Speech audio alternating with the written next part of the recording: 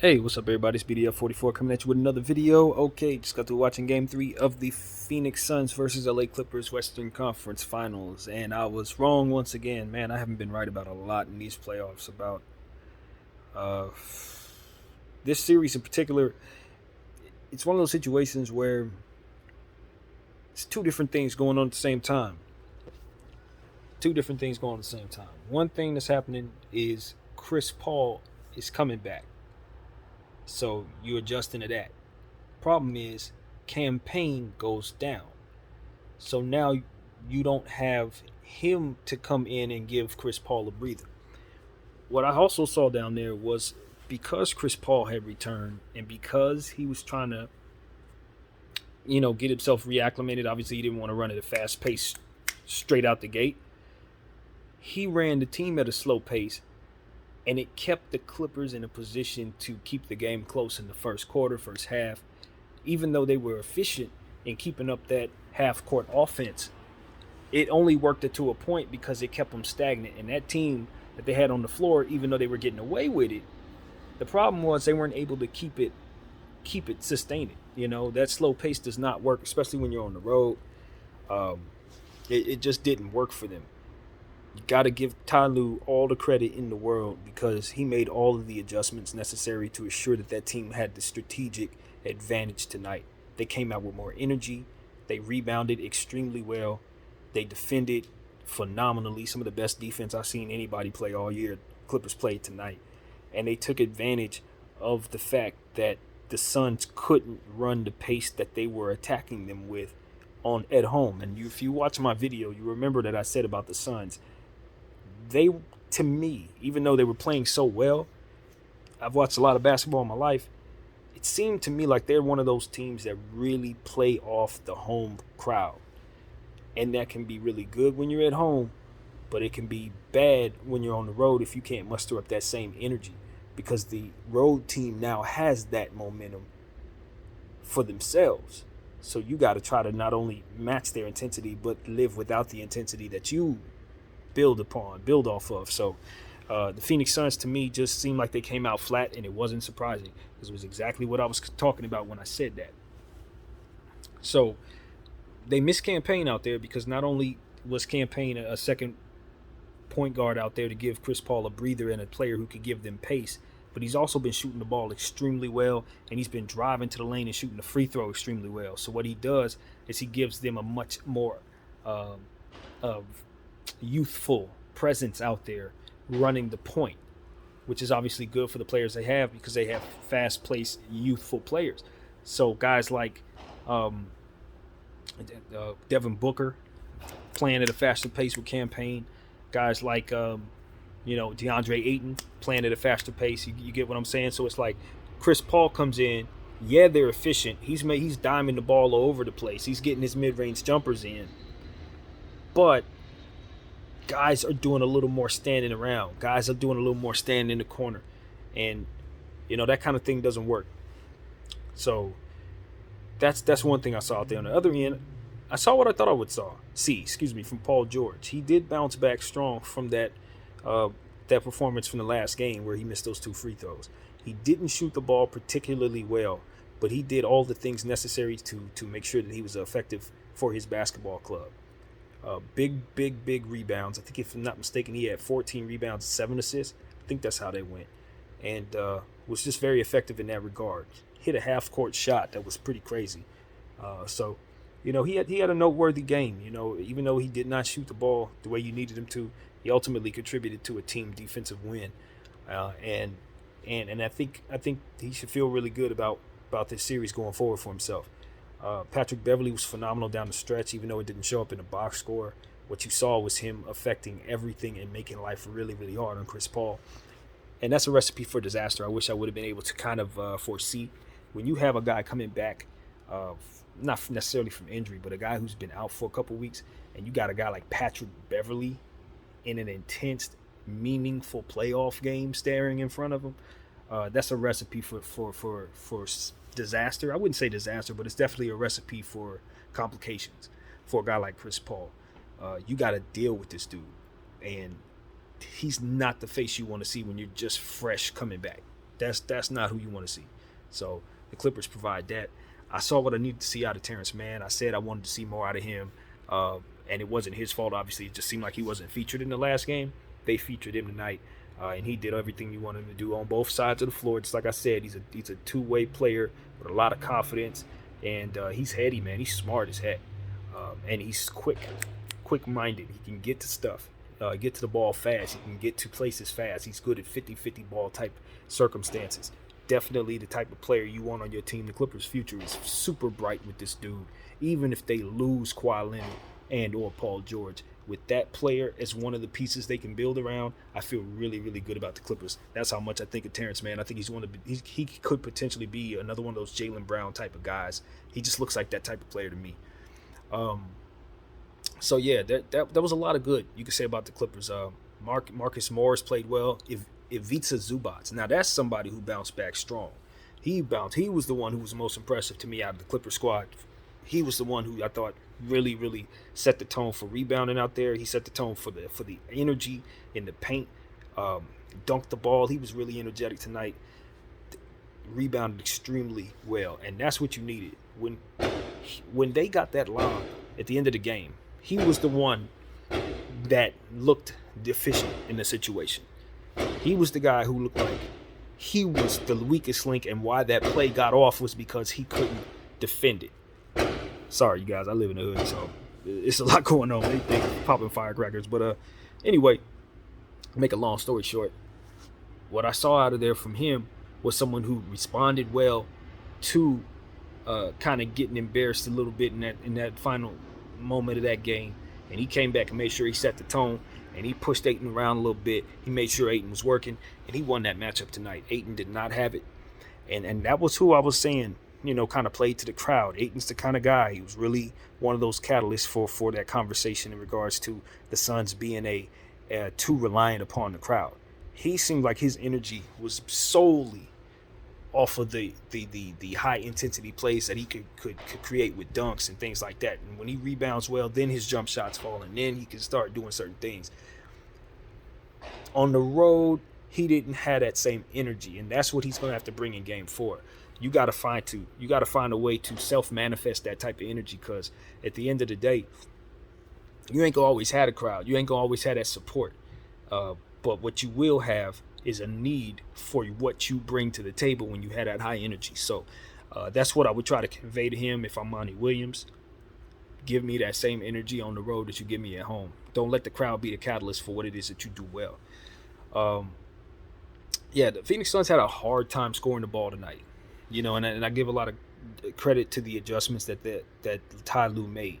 Did a fantastic job on Devin Booker. They were cutting him off anytime they were trying to get him the ball. It just seemed like they were able to seal him out. He didn't hit some shots that he normally hits. I think the mask was kind of messing with him, to be completely honest with you.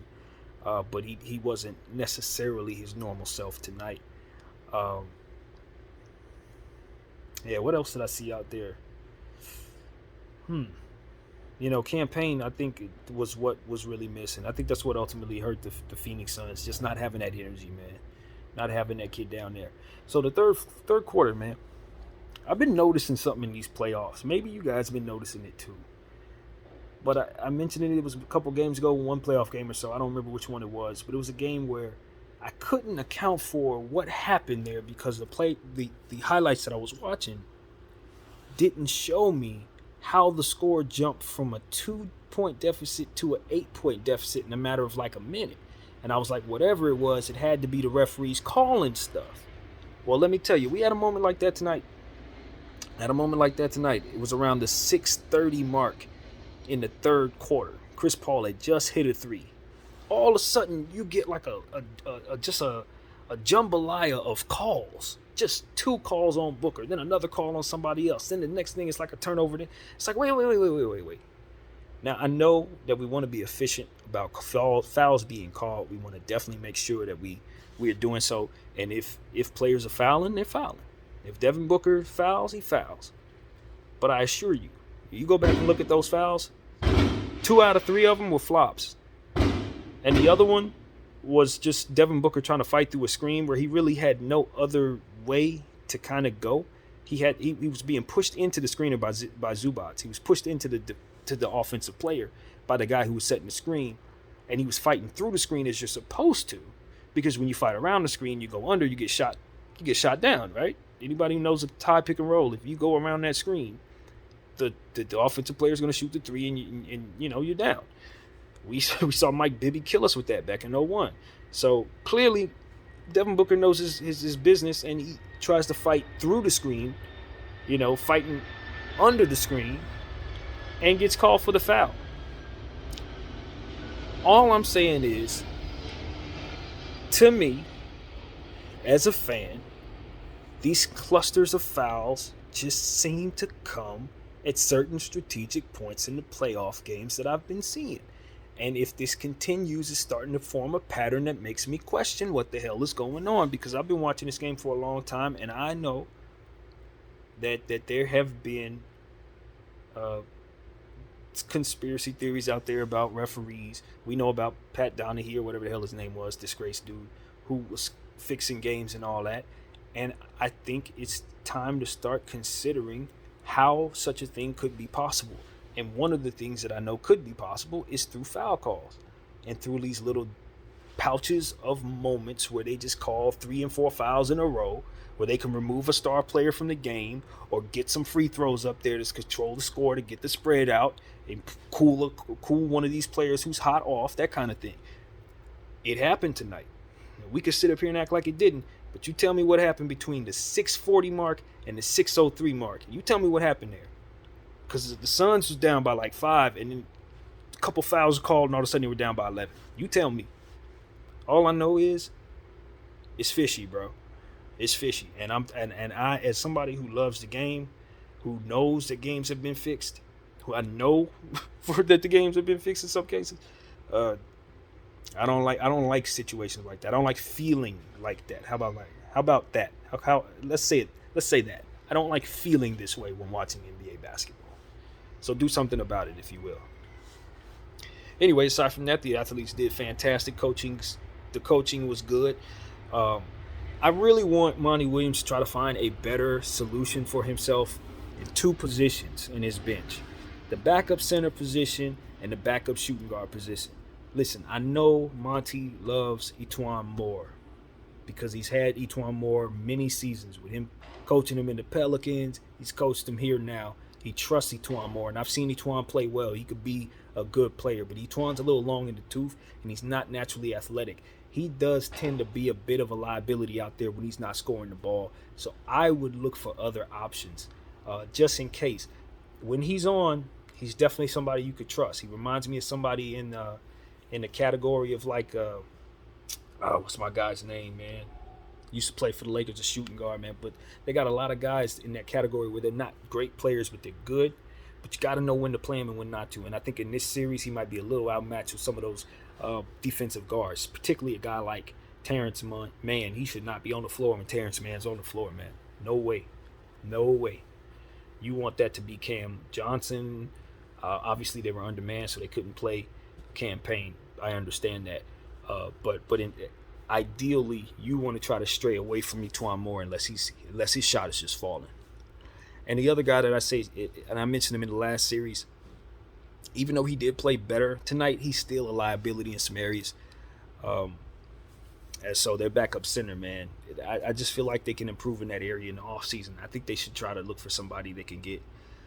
Because at this point, I just think they're a bit undermanned with Torrey Craig. I like Torrey Craig with the Denver Nuggets. He had his moments, but I like him at the 4 spot. They got him playing the 5, and I just don't like that for him. That's, I don't know. And they got him trying to take a corner 3. He's hit it, but he's missed it more than he's not. He's not athletic. When he puts the ball on the floor, it's usually not going to work out. So it's just he's a limited player. And in a series like this, when you really need positionless players on the floor against very good defensive players, but the Clippers got nothing but positionless players, it's kind of hard to have players that you can't trust putting the ball on the floor. And so that's a deficiency for the Phoenix Suns. Those are 2 areas where they really got hurt tonight. You could clearly see the Clippers were able to kind of pull away when those players are on the floor. So, that's just how I saw it. But all in all, man, you got to give the Clippers all the credit. It really does come down to them. Even though the Phoenix Suns were adjusting to having two different point guards out there, um, you figure it's tough because Chris Paul's been gone for 2 games. Cam Payne has been playing fantastic and has been a big part of both sides of the offense and defense. Now you remove him, bring in Chris Paul. Chris Paul's coming back, so he's trying to slow down the offense. So it's just a lot of things that you got to adjust to offensively, and it resulted in them having a hard time scoring. Meanwhile, you got Patrick Beverly, Terrence Mann, Paul George, all these guys playing extra out defense. Zubac's rebounding every damn thing and scoring at a high percentage, and their jump shot is falling. So it's like you're adjusting, they're coming at you with intensity, they're happy to be home, and you're getting that as well. So it was just a recipe for disaster, a perfect storm for the Clippers, and I wish I would have saw it coming because I predicted that they would sweep the Clippers, but I should have known a guy like Terrence Mann wasn't having that. A guy like Patrick Beverly wasn't having that. And, those are the 2 players that I look at on this team right now, and I say, okay, that's the heart right there. Those are the 2 dudes that I know, and Marcus Morris. Those are the 3 dudes that I know are going to be there. And, of course, Rondo, man. What the hell? Rondo, too. So they got some guys on that team, even though Paul George is not the strongest, strongest personality there. What they do have is a bunch of big-time, strong-minded dogs. And look, far be it from me to walk up away from here without mentioning the name Reggie Jackson, because Reggie Jackson has been playing unfreaking believable all playoffs long. I looked up in his numbers, were historic. He up there with Larry Bird numbers. If he keeps playing like this, the Clippers are going to win the championship. You hear me good. He's going to have to cool off at some point, because as long as he's playing like a Hall of Famer, which he is, he's taking his game to a level that he has never taken it to. If he keeps playing like this, Clippers aren't going to be losing too many games to the Suns, Hawks, Bucks, or anybody else. I'm telling you, if he keeps this up, it's a problem. So, let me tell you what the Clippers have been doing, and this is what I surmise they've been doing the whole time. What they do is they make mistakes in the first game, start off slow because they haven't studied you yet. Once they learn what you do against them, they figure you out, they start strategizing against it, and they start squeezing. They use what they learned against you to perfection, and that's how they've been getting back in these series. This is what they're doing. They are studying, and they're studying well. Ty Lue has a think tank up there with him and Rajon Rondo, and I'm telling you, and as I saw it last year with our team, Rajon Rondo and him are down there like freaking scientists, and they are picking apart every little thing about this team. And this is how they do it. They did it against Dallas. They did it against Utah. And they are doing it against the Clippers. Against the Suns. This is how it works. They learn you. They strategize against you. They master you. They squeeze you out. So the Phoenix Suns are going to have to bring some intensity, because what's happening to them is exactly what's happened to the other 2 teams. They're learning. So that's what I'm seeing out there. Devin Booker came up a little small, man. I know he was wearing a mask, but, some of them shots, he had some open ones. He had some open looks that he normally hits on at home. He didn't hit in Staples Center. He's going to have to do that. They're going to need him to play bigger. Patrick Beverly was flexing on him tonight. That is something I'm going to need him to respond to. Paul George had a big game out there, and he wasn't shooting the ball well. You're going to have to come back and have a big game in the next game, whether you're shooting well or not. Respond to that. So, and Chris Paul, you got to pick up the pace, bro. You can't come back and have guys playing half court. I understand that you kind of, trying to pace yourself. But what you're doing is slowing down the rest of the team. And that's bad. Because what they've done to get to the point that they're at is pace. They're running. They're running. And that's what they're doing to the Clippers. They're using athleticism, speed, and shooting to take them out. Once you slow the game down, you're allowing that defense to set up, and they have already strategized how to set up against you. You're playing straight into their hands, playing slow. You must pick the pace up. Anyway, I'll leave it at that. My name is BDF44. Thank you guys for watching.